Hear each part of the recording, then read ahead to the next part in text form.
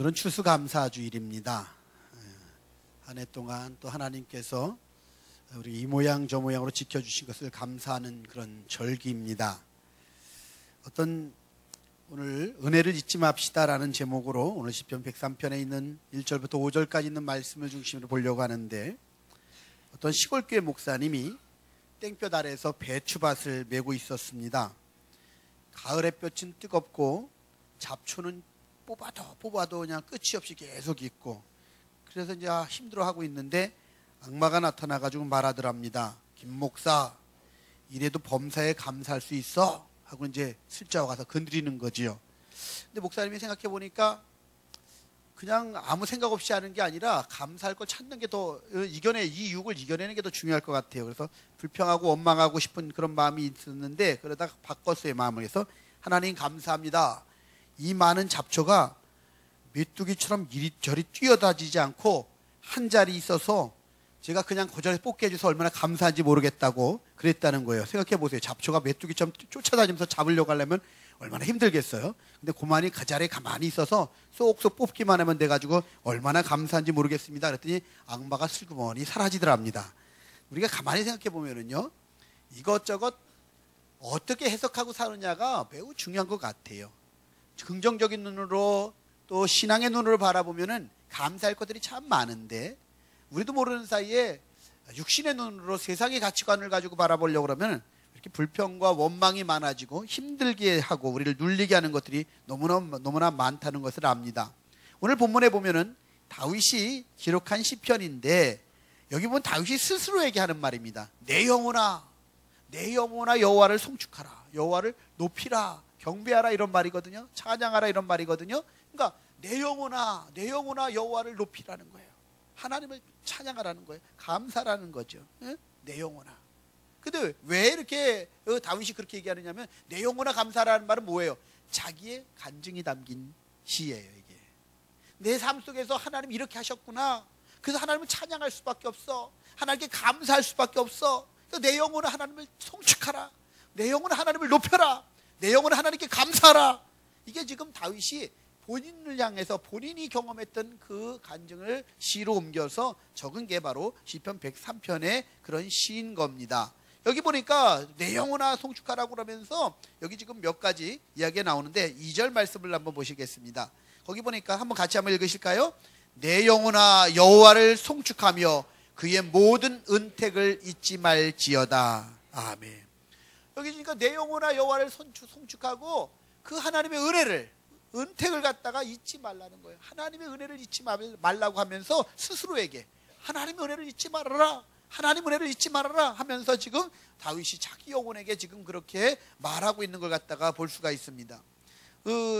일본의 그 내촌감삼이라고 하는 유명한 분이 계십니다. 이분이 이런 말을 했어요.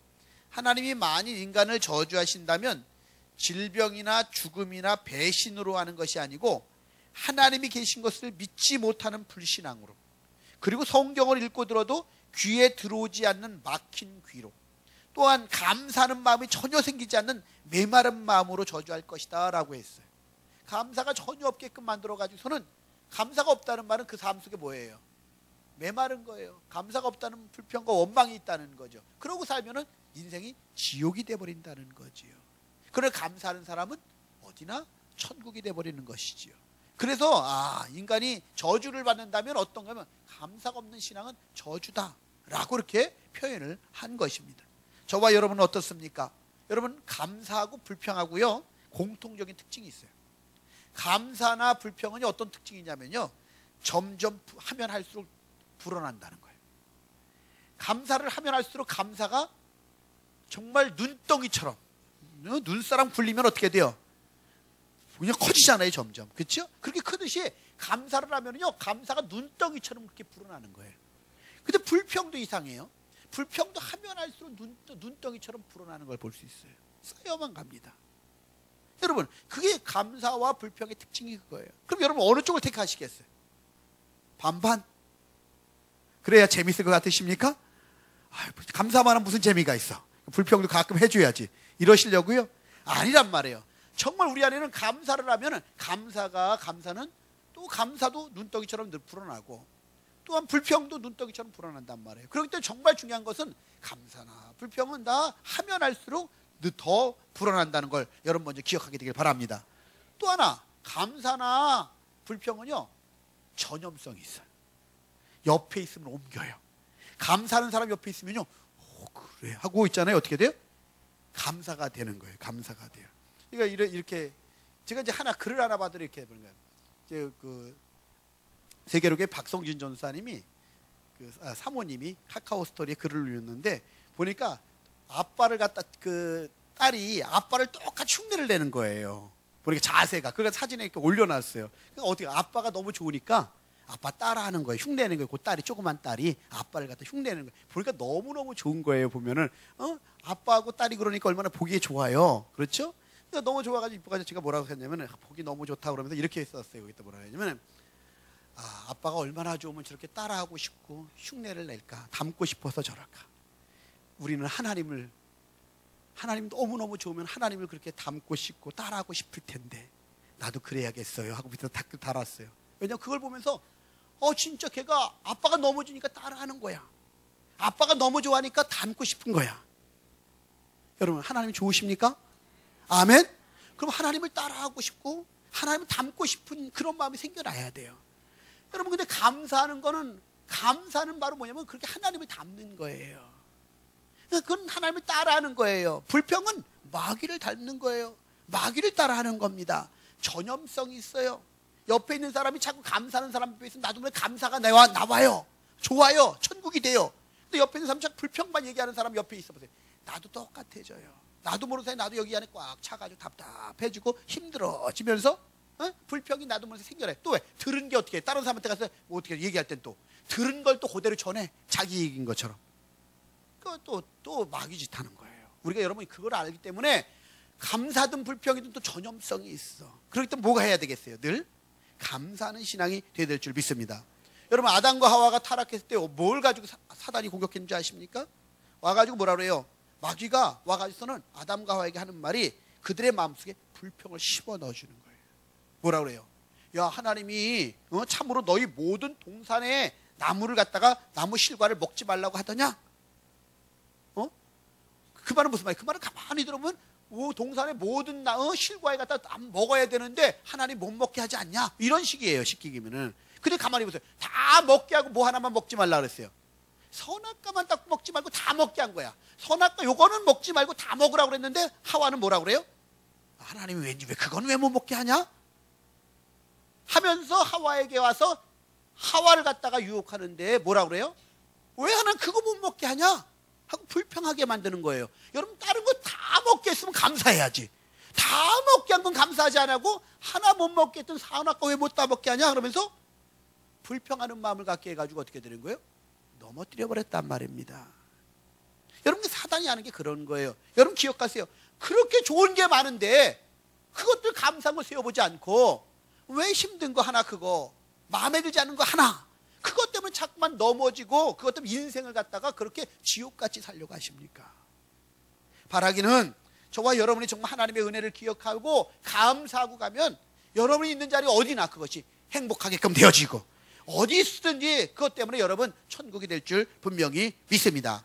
이것이 정말 우리에게 너무너무나 소중한 것이지요. 그래서 어거스틴 말하기를 고린도전서 13장 13절에 보면 뭐라 되어 있습니까? 믿음, 소망, 사랑 이 세 가지는 항상 있을 것인데 그 중에 제일은 사랑이라 이랬지 않습니까? 그러면서 어거스틴이 하는 말이 그렇게 기록됐는데 나에게 한 가지를 더 추가라고 한다면 믿음, 소망, 사랑, 감사 이 네 가지는 항상 있을 것인데 이렇게 자기는 어거스틴이 하는 거예요. 감사까지 넣고 싶다는 거예요. 그렇게 감사는 중요하다고 어거스틴은 생각했던 겁니다. 여러분, 추수감사절이 아니라 인생이 복되길 원한다면은, 여러분의 인생이 행복하길 원한다면은 여러분 안에 감사가 넘쳐나게 되길 바랍니다.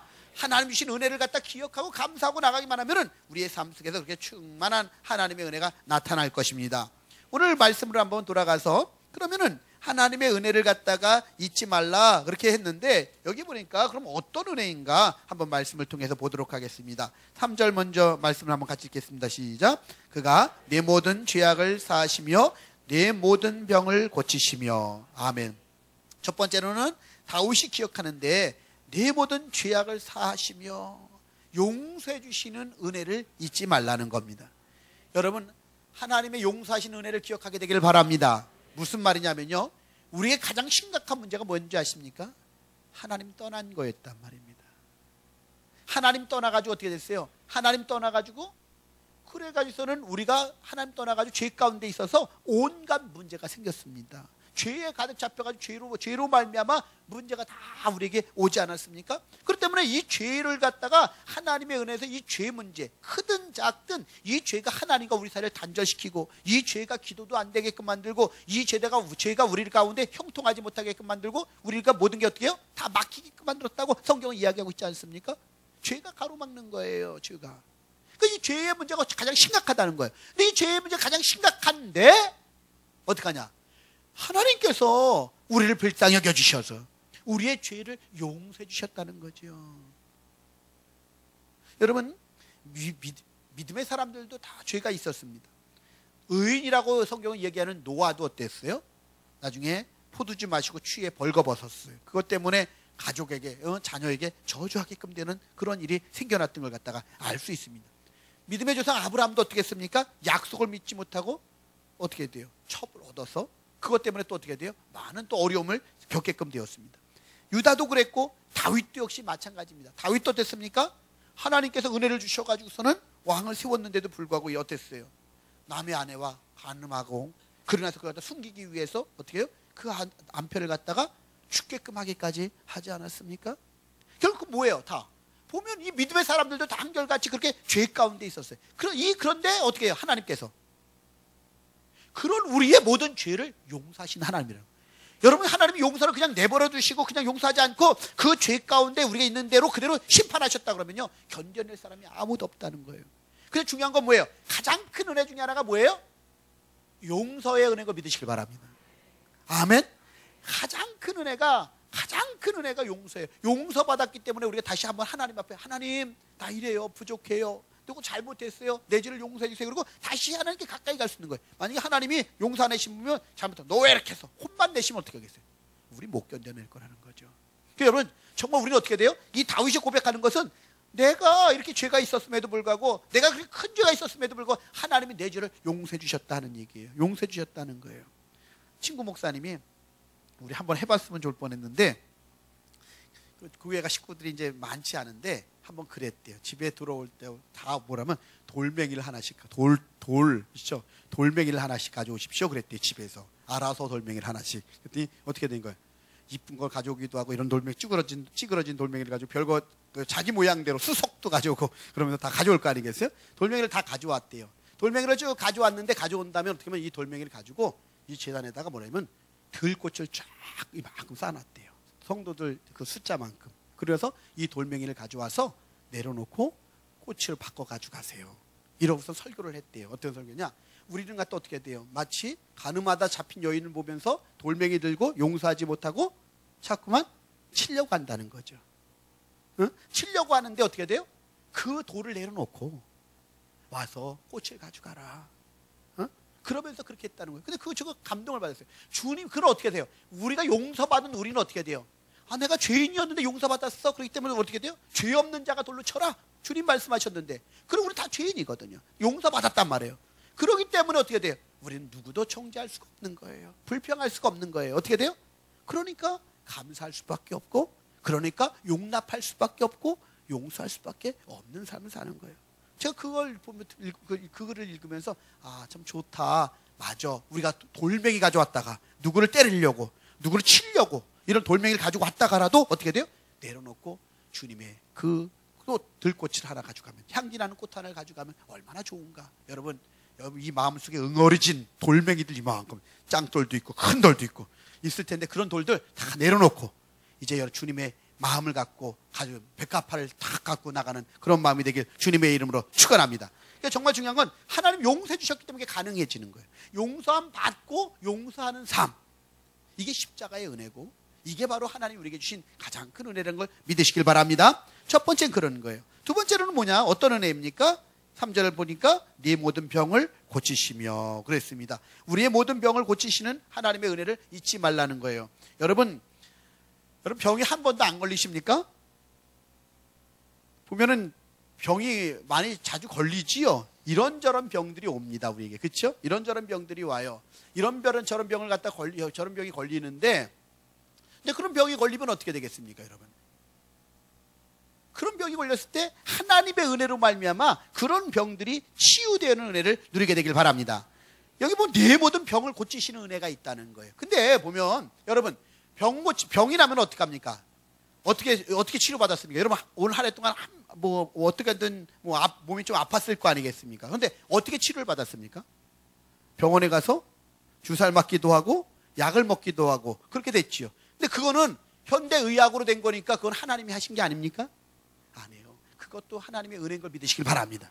그것도 하나님의 은혜예요. 분명히 믿는 건 하나님이 그런 걸 통해서도 역사하십니다. 또 때로는 하나님이 어떻게 돼요? 우리를 직접적으로도 하나님 고쳐주시기도 하실 뿐더러 또 하나님께서 어떻게 돼요? 의학을 통해서도 우리를 갖다가 고치시는 하나님이라는 걸 믿으시길 바랍니다. 그러니까 정말 중요한 건 하나님은 우리를 고치시는 거예요. 우리가 알지 못하는 것들 갖다가 하나님께서 언제나 고쳐주시고 깨끗하게 하시는 하나님인 걸 믿으시길 바랍니다. 그러니까 정말 중요한 것은 그래서 저와 여러분이 어떻게 필요하냐면 하나님께서는요, 이미 치료에 대한 간증들은 너무너무나 많이 우리가 듣지 않았습니까? 하나님 역사하신 것도 너무너무나 알고 있지 않습니까? 그렇기 때문에 정말 우리는 어떻게 되느냐? 이런 질병들, 어떤 질병 하나까지도 주님이 다 치료하시는 분이시다, 깨끗하게 하시는 하나님이시다 하는 걸 믿고 하나님의 은혜를 기억하고 나가는 저와 여러분 되길 바랍니다. 그래서 두 번째가 뭐냐면 모든 병을 고치시는 하나님의 은혜를 잊지 말라는 것이죠. 세 번째 말씀을 보겠습니다. 4절 말씀을 같이 한번 읽겠습니다. 내 생명을 파멸해서 속량하시고 인자와 긍휼로 관을 씌우시며. 아멘. 이 세 번째로는요, 하나님께서 우리를 갖다 어떻게 하냐? 파멸해서 속량, 구원해 주시고 우리를 구원해 주시고 인자와 긍휼을 베풀어 주신 하나님이라는 거예요. 참 우리가 이 말씀 우리가 기억했으면 좋겠습니다. 하나님께서는요, 이 다윗이 한번 이런 고민을 해보는 거예요. 다윗이 자신의 인생을 가만히 돌아봤어요. 어떤데요? 전에는 곰이나 그다음에 사자들로부터 양을 지킬 때는 어때요? 위험한 거죠. 어린아이가 양을 지키는데 곰과 사자가 나타난다는 건 어떻게 된 거예요? 위기 아닙니까? 지나고 나니까 간증이지. 지나고 나니까 이기고 나니까 간증이지, 그 상황에는 위기 아닙니까? 그렇죠? 그런 위기 속에서 어떻게 하나님 어떻게 하셨어요? 나를 그 파멸 속에서 나를 건져주신 거예요. 거기도 어땠어요? 골리앗이 그렇게 나와서 싸움을 하자 그럴 때 어떻게 합니까? 다 못 나가고 숨어 있는데 어떻게 돼요? 다윗은 하나님의 이름을 의지하여 나간단 말이죠. 그래서 결국 어떻게 되겠습니까? 거기 승리를 했단 말이죠. 그러고 나니까 이제 사울 왕이 어떻게 돼요? 다윗을 죽이려고 쫓아다닙니다. 계속 쫓아다닙니다. 계속 도망다니지 않았습니까? 해외 블레셋까지 도망가지 않았습니까? 그리고 미친 척하지 않았습니까? 이렇게 어려운 순간순간이 있었어요. 그런데 어떻게 하나님께서 어떻게 하셨어요? 인자를 베푸시고 긍휼을 베풀어 줘서 자신을 지켜주셨다는 거예요. 거기서 또 어땠습니까? 나중에 왕이 된 다음에도 아들이 반란을 일으켰어요. 아들이 전쟁을 일으켰단 말입니다. 얼마나 큰 상처겠습니까? 그런데 그 속에서도 어떻게 돼요? 다 도망가서 죽을 것 같은 그런 상황이었는데도 불구하고 하나님이 어떻게 돼요? 인자와 긍휼을 베풀어 주셔서 그래서 또 그 싸움을 이기게 하고 또 하나님의 은혜로 승리하게끔 했던 그런 다윗은 가만히 보니까 평생 돌아보니까 어떻게 돼요? 하나님의 인자와 긍휼하심이 없었으면 내가 살 수 없었던 거예요. 그런 마음을 가지고 하나님 나를 건져주셨다, 구원해 주셨다, 인자를 베풀어 주셨다, 긍휼을 베풀어 주셨다, 그 은혜를 잊을 수가 없는 거예요. 여러분, 하나님께 여러분에게 주시는 은혜들을 세워보시길 바랍니다. 하나님 여러분 인자하심, 긍휼하심을 베풀어 준 것들이 한두 번이지 않지 않았습니까? 그래서 이 하나님의 사랑을 기억하는 모습이 있어야 될 줄 믿습니다. 우리를 구원해 주신 그 사랑을 기억하고 나가는 저와 여러분 되기를 바랍니다. 중국 그 사천성 지진 때에 그 북천시에 가장 그 피해가 많이 있었대요. 근데 거기서 구조 작업을 벌이고 있을 때였는데 구조대원들이 건물 잔해 속에서 막 이렇게 해서 한 여성 시신을 발견했답니다. 근데 보니까 여성을 자세히 보니까 이 여성이 엎드려 있는데 보니까 포대기가 있고 그 포대기 안에는요 100일 된 아기가 있더래요. 근데 그 다 무너진 잔해 속에서 보니까 어떻게 됐냐면 이 엄마가 포대기 가운데 있는 이 아이를 갖다가 지키느라고 지키면서 죽었는데 보니까 이 아이가 살아있더래요. 이 아이가. 그래서 병원으로 옮겨가는 거예요. 구조대가 막. 그래가지고 막 병원으로 막 안고 서둘러가지고 병원으로 가는데 의료진이 포대기 안에서 보니까 포대기에 보니까 핸드폰이 있더래요. 핸드폰이 있는데 그 핸드폰을 발견했는데 그 핸드폰 화면에 한글의 문자 메시지가 남겨져 있더래요. 떠 있더래요. 그래서 한번 보니까 사랑하는 나의 보배야, 만약 네가 살아남으면 꼭 기억해다오. 내가 널 사랑했다고. 그걸 하나 거기다 엄마가 문자로 거기다 마지막 죽어가면서 그걸 남긴 거야. 그것이 이제 다 중국에 반영이 돼가지고 사람들이 다 울고 감동이 돼가지고서는 얼마나 그런지 모르는 거예요. 그 엄마의 마음은 뭐예요? 마지막 이 아이를 생명을 살려주면서 구원해주면서 어떻게 되는 거예요? 마지막에 내가 너 사랑했다는 거예요. 내가 너 사랑했다는 거예요. 정말 감동적이지 않아요? 여러분, 이것이 이 엄마의 이 사랑이 이 엄마의 사랑만으로 끝난 게 아니에요. 보면은 우리 성경에 보면은 하나님이 독생자 예수 그리스도를 우리에게 보내주셔서 우리 대신 죽게 함으로 우리를 그렇게 우리를 죄 가운데서 또 우리를 모든 이 땅의 모든 악한 것들로부터 멸망받을 것들로부터 우리를 구속해 주셨다고 하는 사실을 성경은 분명히 우리에게 가르쳐주고 있다는 말입니다. 그럴 때 우리에게는 어떤 게 필요합니까? 이 하나님의 은혜를 잊지 말고 늘 기억하고 감사해야 되리라고 분명히 믿습니다. 이런 신앙이 우리 가운데 있어야 되는 거죠. 그 다윗도 지나고 보니까 다 하나님의 은혜였던 거예요. 하나님이 도와주셔야 하면 안 됐던 거예요. 그 하나님의 은혜에 감사하고 그 은혜 가운데서 보면 하나님께 내게 이런 놀라운 은혜를 베풀어 주셨구나, 하나님께 내게 인자와 긍휼을 베풀어 주셨구나 하는 고백을 갖다가 하고 있는 것입니다. 우리 삶 속에서 순간순간 오늘 한 해를 지나고 볼 때도 보면 하나님이 얼마나 많은 것들로 좋게 하셨습니까? 지나고 나서 보면 순간순간 다 하나님이 너무너무 우리 교회를 향해서 좋게 하신 것들이 너무너무 많은 거예요. 기도대로 응답해 주셨고, 이 나가는 동안에 뭐 행사마다 하나님께서 넘치게 하시고 좋게 하시고 다들 그것 통해서 감사가 넘치게끔 그렇게 하시지 않았습니까? 지나고 나니까 교회를 향해서 이루신 일들이 너무너무나 또 많이 있었던 걸 기억해 봅니다. 여러분, 그 좋은 것들을 기억하고 감사하게 되길 바랍니다. 좀 살다 보면 사람들 사는 곳이라서 부딪힐 때도 있겠죠. 그러나 중요한 건 그런 건 그렇게 큰 문제가 아니잖아요. 하나님 우리에게 베푸신 거에 비하면 아무것도 아니잖아요. 그럼 우리는 뭘 세워봐야겠습니까?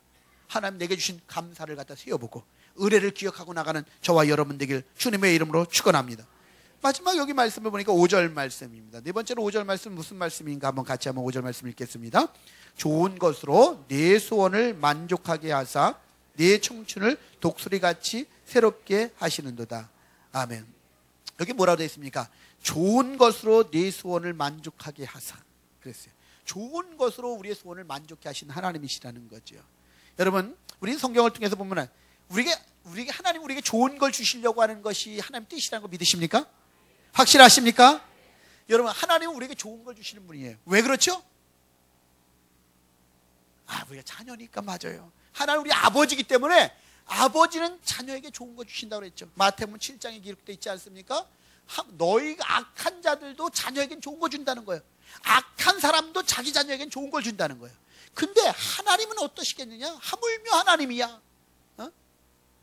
하나님, 그 좋으신 하나님은 자녀인 우리에게 정말 좋은 거 주실 수 있는 분이시고 주신다고 약속까지 해주셨단 말이에요. 그러니까 우리는 정말 뭘 믿어야 되는 거예요? 하나님 우리에게 좋은 걸 주시는 분이시다. 여기 보니까 좋은 것으로 네 소원을 만족하게 하사, 좋은 것으로 우리를 만족하게 하시는 하나님이라는 걸 믿고 나갈 때, 그럴 때 정말 그것이 우리 가운데 나타나지는 거죠. 그러니까 하나님은 아버지이기 때문에 자녀인 우리에게 좋은 걸 주셔요. 또 하나는요, 또 하나님은 좋은 거 우리에게 주시는데 어떻게 하냐면 로마서 8장에 보니까 하나님을 사랑하는 자 곧 그 뜻대로 부르심을 입은 자들에게는 모든 것이 합력하여 좋게 된다. 하나님을 사랑하는 사람에게는 모든 것이, 그것이 때로는 우리 마음에 안 드는 망한 것 같은 거, 병든 것 같은 것이라고 할지라도 그것이 다 어떻게 돼요? 합력해서 좋게 하신다는 거예요. 좋게 하신다는 거예요. 하나님의 약속이란 말이에요. 우리가 사랑하고 아버지를 믿고 나가면 반드시 주님 우리에게 좋은 걸 주신다고 약속을 해주셨어요. 그래서 우리가 사실은 어떻게 그걸 믿고 나가면 되는 거죠. 근데 여러분, 이것이 하나님 약속해 주셨는데 우리가 왜 좋은 것을 못 받느냐? 이유가 있다고 성경이 이야기하죠. 왜냐? 마태복음 7장에도 나오는 게 7절 이하에 나오는 게 뭐냐면 구하는 자에게 주신다는 거예요. 기도하는 자에게 주신다 그랬어요. 기도하는 자에게. 또 뿐만 아니라 뭐라 했습니까? 야고보서 4장에도 보니까, 야고보서 3장에도 보니까 뭐라 그러냐? 4장이죠. 받지 못하는 것은 구하지 않기 때문이라고 분명히 되어 있어요. 구하지 않기 때문에 못 받는 거예요. 구하지 않기 때문에. 그러니까 여러분 정말 주님 안에서 자꾸 좋은 것들을, 하나님 보시기에 좋은 것들을 우리가 구하고 나가면 정말 하나님께서 넘치게끔 우리 가운데 역사해 주실 줄 분명히 믿습니다. 우리가 지난 주일날 저녁에 그런 말씀을 한번 봤었는데 제가 이런 말씀을 드렸던 적이에요. 감사하려면 채권자 의식을 버려야 된다, 이렇게 말씀을 드렸어요. 채권자는 뭐예요? 내가 빚 준 거예요. 그렇죠? 내가 빚쟁이야, 빚쟁이. 내가 빚쟁이면 어떻게 돼요? 독촉하는 거예요. 빨리 줘, 내놔. 당연히 달라고 그런단 말이에요. 부부지간에도 어떻게 돼요? 남편이 아내를 향해서 어떻게 돼요? 나 만나서 나를 만나서 고생하는구나. 나 만나서 이렇게 고생하고 그러니까 이렇게 살아줘서 고마워. 이렇게 하면 되죠. 그렇게 하면 얼마나 좋아요, 그렇죠? 그게 아니라 내가 당신 구해줬지. 뭐 이런 마음 가지고 어떻게 되겠어요? 그럼 어떻게? 당신 나 만나서 이렇게 됐지. 그렇지 않으면 당신 혼자 살았을 거예요, 여태껏. 뭐 이러면서 우리가 보는 채권자의식이라는 건 그런 거거든요. 당연한 거. 사랑은 당연히 받는 거고 어떻게 돼요? 그런 마음을 갖고 살면은요, 그러면 어떻게 돼요? 감사가 없다는 거예요.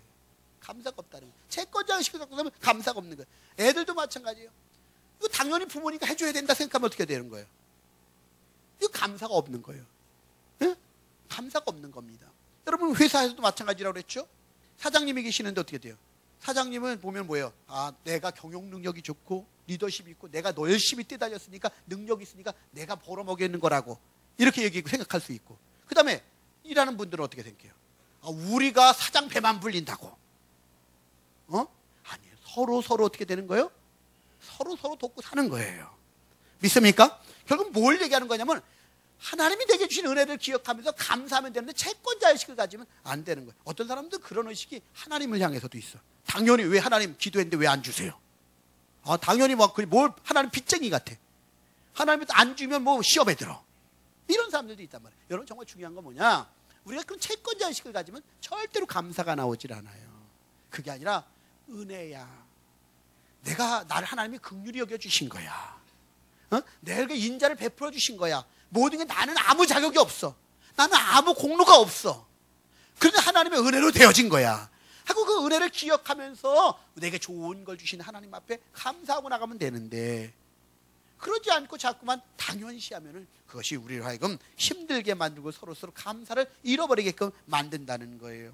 어떤 분이 친구 사이에 이렇게 전화를 두 사람의 친구가 얘기를 하는데 한 친구가 그러더래요. 아주 불만을 얘기하더래요. 내용인즉 몇 주 전에 할머니가 돌아가셨는데 유산으로 2억을 남겨줬대요. 좋아요, 나빠요? 좋죠. 옆에 있던 친구, 야, 넌 정말 복도 많다. 그렇지 않아도 부자인데 2억의 유산을 받았으니 얼마나 좋냐 봐. 옆에 그랬어요. 그랬더니 가만히 있더니 별로 좋아하지 않더래. 그랬더니 좀 있더니 갑자기, 그리고 2주 전에는 삼촌이 갑자기 돌아가셨는데 또 3억을 삼촌이 주셨대, 유산으로. 억이 말이 안 되게끔 억을 주셨대. 3억을 주셨대요. 그러니까 야, 너무, 그거 또 3억이야. 막 옆에 있는 친구 막 자기가 더 흥분하는 거예요. 넌 좋겠다. 넌 좋겠다. 뭐 이러면서 그랬어요. 그랬더니 그쪽이 별로 좋아하지 않더래. 근데 그 다음에 그러고 났는데 그 전주에는 갑자기 지난주에는 고모님이 돌아가셨는데 내게 10억을 유산으로 주셨대. 고모님이 돌아가서 3주 내내 10억을 주셨대요. 그래서 10억을 줘가지고 지금 얼마를 받은 거예요? 15억. 계산 빠르시네요. 15억을 받았어요. 15억을 받아가지고 너 좋겠다. 15억을 유산을 받고 얼마나 큰 돈이에요. 막 그래가지고 옆에서 더 흥분해가지고 막 그러는데 얘는 별로 안 좋아하더니 그러더래요. 이 친구가 15억이나 받은 그 유산을 받은 친구는 불만이 가득하대요. 그래서 왜 그 많은 돈을 유산으로 받고 나서 왜 불만이 많냐? 그렇게 물어봤더니 그랬더니 그 15억을 유산으로 받은 친구가 말하더래요. 금주에는 아무도 죽지 않았지 뭐야. 우리 아버지는 언제 죽는 거야? 만들어낸 얘기겠죠. 근데 무슨 말이에요? 우리는 당연시하면 그렇게 돼요. 그게 얼마나 감사한 일이라고 생각해야 되는데 그 하나하나를 갖다 남겨주는 거 그렇잖아요, 그렇죠? 근데 그게 아니라 우리 자꾸만 내가 누리고 있는 건 당연한 거 거기다 더 가져야 돼. 그러니까 감사가 없어요. 여러분 정말 뭐가 필요한 거냐면 하나님이 되게 좋은 것도 주셨어요. 여기 살아가는 여기까지 지금 우리가 갖고 있고 누리고 있는 이것만 해도 얼마나 감사한 게 많은 건지 모르는 거거든요. 근데 그런 의식을 갖고 살면은 늘 감사하고 그러면은 그 감사가 넘쳐나기만 하면은요, 여러분 이 감사하는 사람, 이 감사하고 살고 감사하고 나가면요, 그때서부터 하나님이 정말 그 사람을 갖다 인정하는 거예요. 믿음이 단 게 아니란 말이에요. 여러분 불평하다가 보면은 망하지 않았습니까? 응? 광야에서 이스라엘 백성이 그러지 않았습니까? 근데 감사하고 나면 그게 믿음이고 그게 하나님 뜻대로 순종하는 사람 아닙니까? 범사에 감사하는 게 하나님 뜻이라고 분명히 이야기하지 않았습니까? 그렇기 때문에 저와 여러분이 감사하면요 기적이 나타나는 거예요. 하나님께 감사할 때 기적이 나타나서, 여러분 우리가 잘 아시는 대로 오병이의 기적을 일으킬 때 주님이 감사하고선 오병이의 기적을 일으키셨죠. 다니엘도 어떻게 합니까? 감사하며 기도할 때 사자의 입이 막히지 않았습니까? 예? 감사하면서 찬양하고 나갈 때 여호사밧이 나가니까 어떻게 돼요? 전쟁에 나가는데 성가대 앞세워서 찬양하며 감사하며 나갔더니 어떻게 됐습니까? 그 전쟁 가운데 싸워보지도 않고 하나님이 역사서 이기게 하시지 않았습니까? 바울과 실라가 감옥에서 찬양할 때 감사할 때 어떻게 됐습니까? 감옥의 문이 열리지 않았습니까? 온갖 기적들이 감사할 때 나타났습니다. 그러나 불평하면 망하는 겁니다. 예? 불평하면 망하는 겁니다. 여러분 그 믿음이 있게 되길 바랍니다. 불평하면 망한다, 불평하면 망한다, 이 믿음도 와야 합니다. 그래야 불평을 그치는 겁니다. 불평이 그쳐져야, 그 불평이 그쳐져야 그때부터 하나님이 일하시기 시작하는 거예요. 불평이 계속 나오는데 하나님이 어떻게 일하십니까? 그 사람을 어떻게 쓰십니까? 그렇죠? 육적인 사람인데 감사할 때 기적이 나타나고, 감사할 때 하나님이 우리를 쓰시고 온전케 하실 줄 분명히 믿습니다. 오늘 이 말씀을 가만히 우리가 정리해 보면은요, 그래서 보면 어떻게 됩니까? 다윗이 자신을 향해서 고백하는 거예요. 내 영혼아 하나님을 송축하라, 감사해라. 뭐냐? 내 죄악을 용서해 주시고 내 병을 고쳐주시기도 하셨고, 내게 생명 가운데서 나를 갖다 구원해 주시고 생명을 파멸해서 구원해 주시고 인자와 긍휼로 관을 씌워주시고 좋은 것으로 만족하게끔 해주신 하나님, 지금까지 그렇게 좋게 하셨던 하나님, 이 하나님을 갖다가 찬양하라, 이 하나님께 감사해라, 이 은혜를 잊지 마라. 이게 지금 다윗이 자신에게, 하나님 내게 이런 은혜를 베풀어 주시지 않았냐 하면서 자신에게 얘기하는 겁니다. 여러분 이건 누구에게 하는 말이 아니라 여러분 자신에게, 다윗처럼 여러분도 한번 그 감사하는 것들을 찾아보시게 되길 바랍니다. 그래서 감사한 것들을 한번 쭉 한번 정리해 보시면 좋을 것 같아요. 그래서 감사한 것들을 올해 한 해 동안 감사한 게 뭐가 있는가 한 100가지만 한번 써보세요. 하나님께 뭘 주셨나 100가지 정도만, 한 주간 쭉 내가 감사한 거 한 100가지 정도만 써보겠다고서는 생각나는 데 한번 적어보는 거예요. 이렇게 쭉쭉 가다가 100가지 정도만. 그러면 여러분 진짜 감사를 자꾸 찾다가 보면 감사가 더 불어나요. 눈덩이처럼 더 늘어나요. 그럼 행복이 넘칠 줄 믿습니다. 그렇게 되길 주님의 이름으로 축원합니다. 기도하시겠습니다. 우리 한마음으로 이 시간에 통성으로 한번 기도하기를 원하는 것은, 하나님이 내게 주신 은혜들을 잊지 마십시다. 하나님 내게 이런 은혜, 올해 어떤 은혜 주셨는지 한번 감사한 걸 떠올려보면서 하나님 이거 감사합니다, 하나님 이거 감사합니다 하고 감사한 것들 한번 이 시간 세워보면서 찾아보면서 감사하십시다. 그럴 때 하나님께서 여러분 안에 기적을 베풀어 주실 줄 믿습니다. 함께 통성으로 감사하십시다. 하나님 아버지 감사합니다. 올 한 해 동안에도 하나님이 함께 하셔서 우리에게 감사한 것들을 많이 주셨습니다. 하나님 먼저는 한 해 동안 무슨 일을 행하든지 주님이 함께 해주셔서 좋게 하신 거 감사합니다. 하나님 예배 때마다 은혜를 주셨고, 뿐만 아니라 우리가 수련회를 간다거나 바자회를 한다거나 아버지 부흥회를 한다거나 행사를 할 때마다 그때그때 하나님이 은혜를 베풀어 주시고 너무너무나 좋게 하셨던 것을 기억합니다. 또 때로는 아플 때가 있었지만 그 아플 때도 주님께서 아버지 병원을 통해서 또는 여러 가지 형제의 사랑의 손길을 통하여서 치료되어지고, 쉴 때 내 몸이 자진적으로 또한 아버지 치료하게 하여 주셔서 하나님께서 깨끗하게 낫게 하신 것들 분명히 믿고 감사를 드립니다. 하나님께서 순간순간 내가 죄 가운데 있음에도 불구하고 내 죄를 용서하여 주시고 내 가운데 온전하게 하시고 여기까지 붙잡아 주신 것도 얼마나 큰 은혜인지 모릅니다. 이런 은혜가 있어서 여기까지 왔고, 이런 은혜 때문에 한 해도 정말 행복하게 달려왔습니다.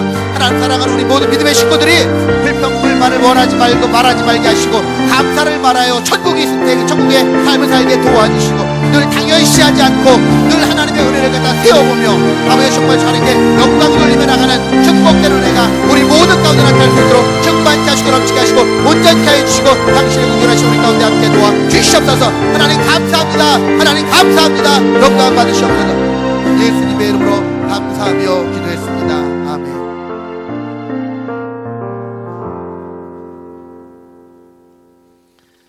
찬송가 591장 부르시면서